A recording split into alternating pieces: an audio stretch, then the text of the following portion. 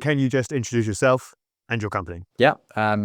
So my name is Matthew Cook. I am the co-founder of Fable Maze.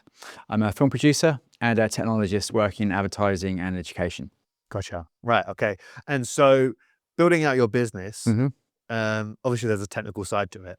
Are you the technical side or was that someone else?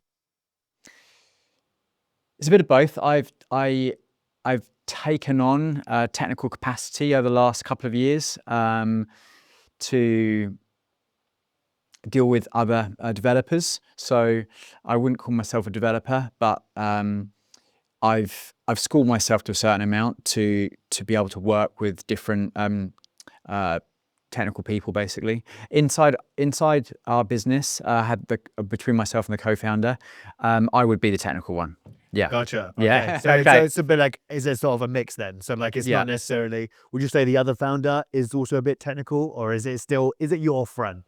I'd say the technical side is my front. Yeah. And my co-founder is more creative and he works in different domains, legal, fundraising, that kind of thing. Yeah. Are you working with developers directly then? I am, yeah. That is your team. Yeah. Okay. Yeah. So as far as would it be fair to call you a developer or not? No.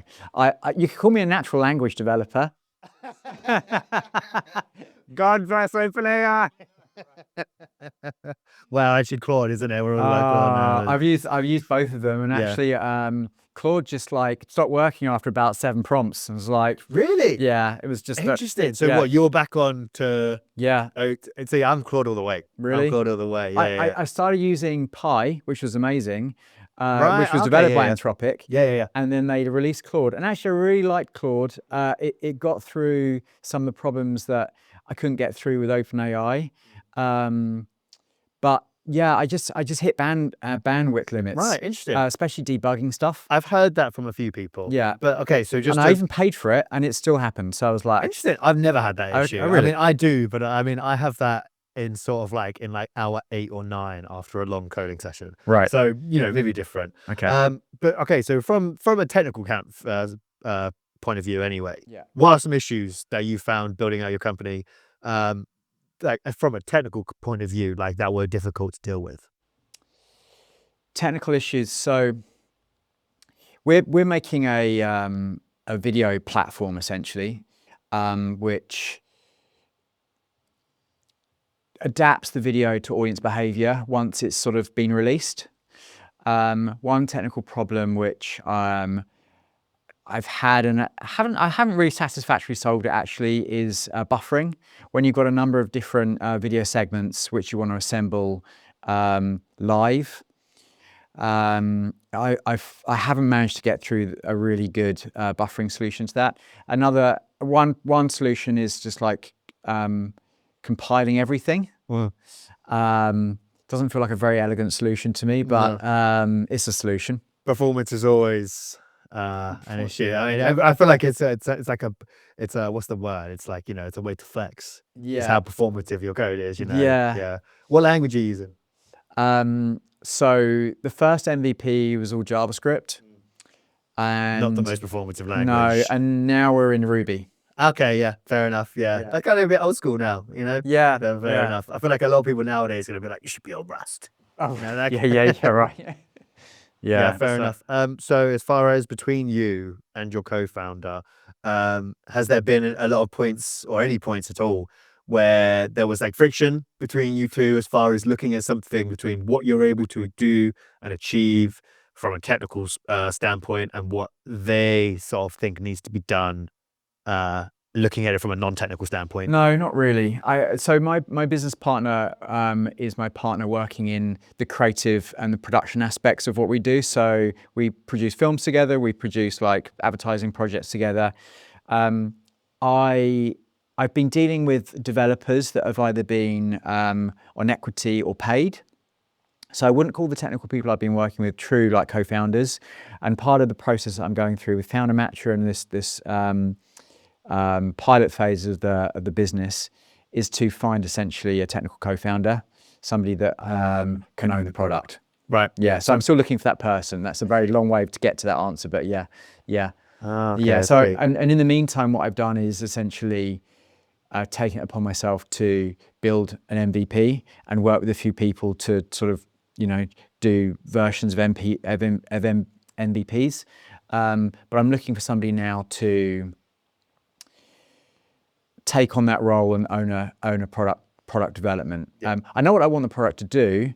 I don't really mind how it gets done, but I do want to understand how it's being done, because the things like bandwidth, latency, these are all issues which are really key to have. They need to be perfect in execution, because otherwise, if someone's like starts watching a film, it buffers 20 seconds in, and then it's like it's over. That really does. Yeah, that seems like a really strict issue with your product as well. Yeah, exactly.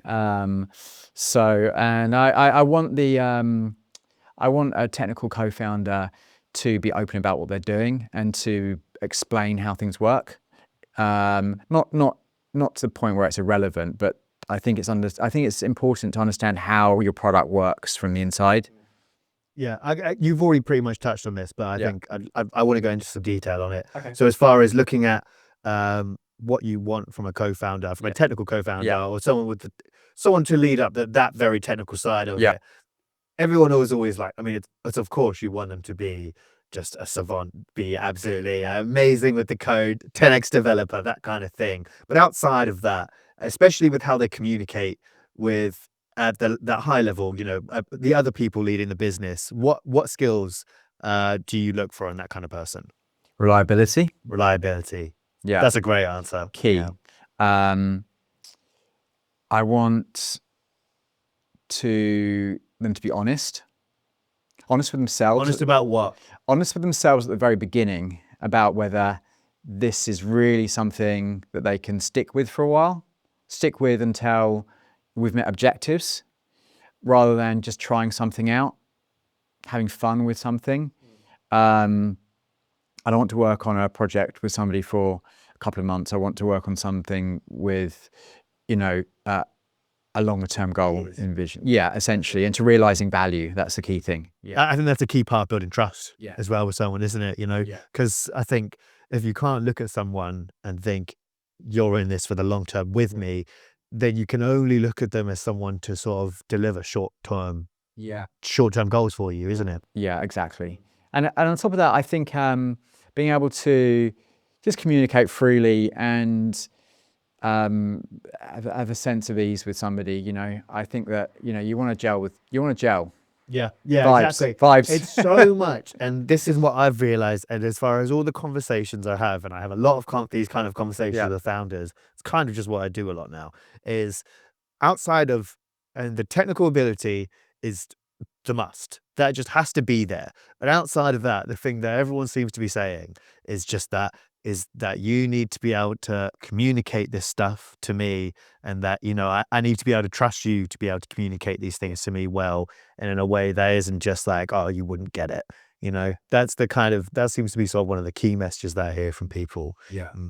Yeah, I mean, I really want to understand what's happening all the way through the product conceptually, and also I'd like to be able to talk about the product on a deeper level, so I can understand actually what's happening in a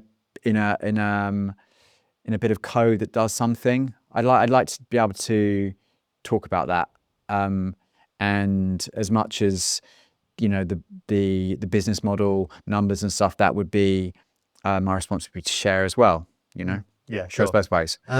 As far as when you're trying to decide what gets built next, Yeah, the tech side can have an opinion on where we're going, yeah, and the business side can have an idea okay. of where we're going, Yeah, and that doesn't always line up. yeah. And I'm with you. and how do you guys find a compromise on that? Yeah.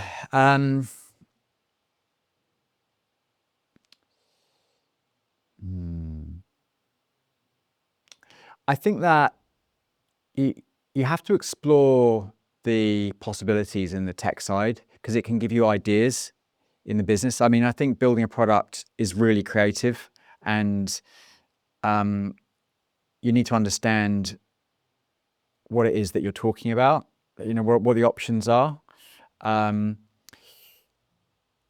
but actually you need to, I think, respect what it is you're actually building and not go wild with functionality and with things that you think might help a user. Because I've done that before, and it's easy to get excited by ideas and to design something and build it when you don't need it and a user doesn't want it. So I think that testing is the answer, actually. Building small, like we've all been taught, the MVP, and get it to work, and find the audience, find the users, and I think that's the guide. That's the guide to that. Is that, you know, if you've not got anything in the market yet, get something in the market. And then if you want to build something on top of the thing that's in the market, like really understand why you're doing it. What is it? So, and if there's a request from it from the users, I think build it and test it, but small as possible. That would be, I think that would be my guiding principle around that. I see. Yeah. That sounds great. Cool. Lovely. Thank you so All right, much. thank you.